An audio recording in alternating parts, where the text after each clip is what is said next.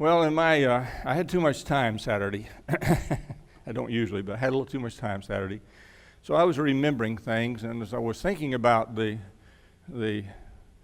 Jericho, the Jerusalem to Jericho event, and I was remembering that today is Palm Sunday, and I was thinking about Paul's admonition to Timothy to handle aright the word of truth.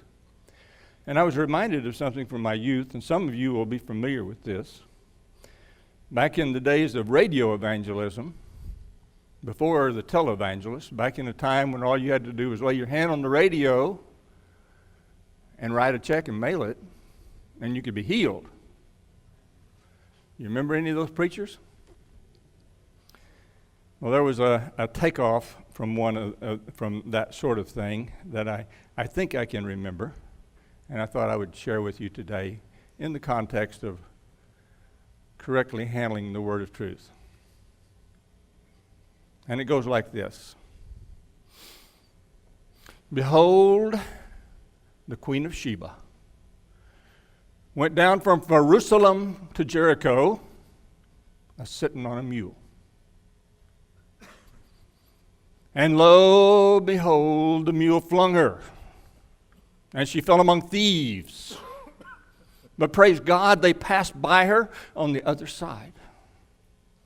And by she come again to herself, and she get it again on that mule's back. And she seen them coming from far off. And 5 of them was wise, and 5 of them was foolish. And they came waving palm leaf fans in that mule's face, crying, "Great is the son of the Ephesians." And they waved them palm leaf fans in that mule's face. And as they walked down the main street of the city, she looked up into the second-story window, and she cried out, "Fling down Jezebel." And they said, "We ain't going to fling her down." So she cried out a second time saying, "Fling down Jezebel." And they said, "We ain't going to fling down no Jezebel."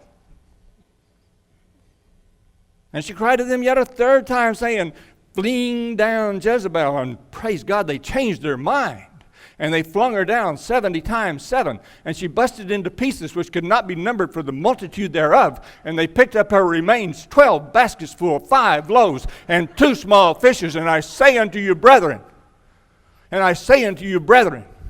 the day of judgment, in that great getting up morning, whose wife is Jezebel going to be?